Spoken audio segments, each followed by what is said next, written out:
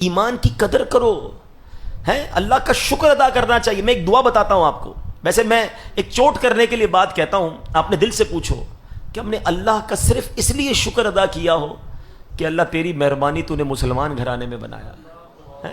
ہم میں سے بہت ساری شکوے ہیں، پیسے نہیں دیے، یا اللہ گاڑی نہیں ملی، بنگلہ نہیں ملا، کاروبار نہیں ملا، ارے سب مل جاتا، اگر ایمان نہ ملتا تو میں کدھر جاتا؟ میں اربوں پتی ہوتا اور خدا نہ خواستہ کسی غیر مسلم گھر میں پیدا ہوتا، میں کیا کرتا؟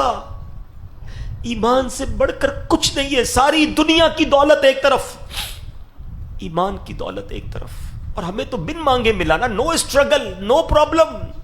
پڑھو تو صحیح صحابہ کرام کو۔ حضرت خباب رضی اللہ تعالیٰ کے بارے میں آتا ہے، ایک بار آپ کی پیٹھ ہے نا، کرتا انہوں نے اٹھایا تو اس میں وائٹ وائٹ نشان تھے۔ حضرت عمر نے کہا خباب یہ تمہیں کیا ہوا؟ کہ عمر تمہیں کیا معلوم، تم تو اس وقت ایمان بھی نہیں لائے تھے۔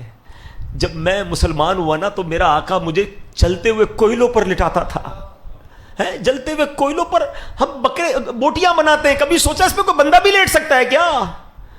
کہتے جلتے ہوئے کوئلوں پر مجھے لٹاتا تھا، اور اے عمر میری پیٹھ سے چربی پگھلتی تھی اور اس سے وہ کوئلے بجھ جایا کرتے تھے، مگر پھر بھی میں رب کا نام لیتا تھا۔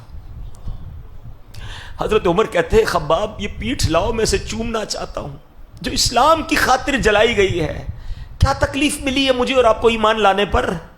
کیا پرابلم آئی ہے مجھے اور آپ کو ایمان لانے پر؟ مگر وہ مار کھا کر بھی نماز پڑھتے تھے، ہم اے سی میں اور پنکھوں میں بھی نماز نہیں پڑھتے۔ وہ قرآن پڑھتے تھے، آپ کو پتا ہے میرے آقا جب قرآن پڑھتے تھے کفار کیا کرتے تھے؟ اور لڑکے رکھے ہوئے تھے کہ نبی یہ پاک قرآن پڑھے تو تم شور مچانا، تم تالیاں بجانا، تم یہ کہنا معاذ اللہ یہ جھوٹا ہے، اس کی بات نہ سنو۔ ان کو ڈر تھا کہ ان کی تلاوت لوگ سن لیں گے تو ایمان لے آئیں گے۔ قرآن اللہ کے حبیب پڑھتے تھے، وہ لوگوں کو سننے نہیں دیتے تھے۔ اگر آج ہمارے گھروں میں قرآن موجود ہے، ہم قرآن نہیں پڑھتے۔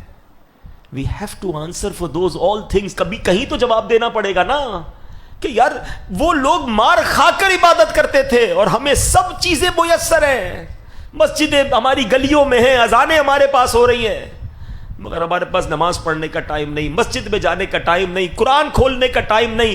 پھر سب سے بڑی بات یہ کہ ایمان کی قدر تو کرو نا یار، اتنا آسانی سے مل گیا تو قدر ہی ختم ہو گئی۔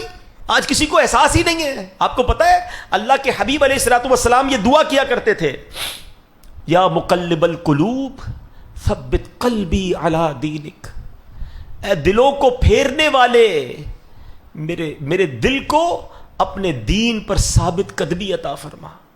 یہ ہم سب کی کہتے ہیں تربیت کے لیے، مطلب میرے آقا کا دل مبارک تو وہ ہے جس کے صدقے میں ایمان ملا ہے، مگر یہ سکھا رہے ہیں ہمیں کہ دیکھو ایمان جا بھی سکتا ہے، تھنک اباؤٹ اٹ، سوچا کرو۔ ہاں ایمان مل گیا بہت اچھی بات ہے، مگر یہ ایمان سلامت رہے گا قیامت تک، مرتے تک یہ پتہ نہیں ہے۔ ساری زندگی نمازیں پڑھی، روزے رکھے، حج کیے، اور اگر ایمان پر خاتمہ نہیں ہوا نا، نل اینڈ وائڈ، سب ختم ہو جائے گا۔ سب سے مین چیز ایمان ہے، مگر ہم میں سے شاید کوئی ہوگا جس کو ایمان کی فکر ہوتی ہوگی کہ ایمان بھی بچ جائے، یا اللہ ایمان سلامت لے کے جاؤں۔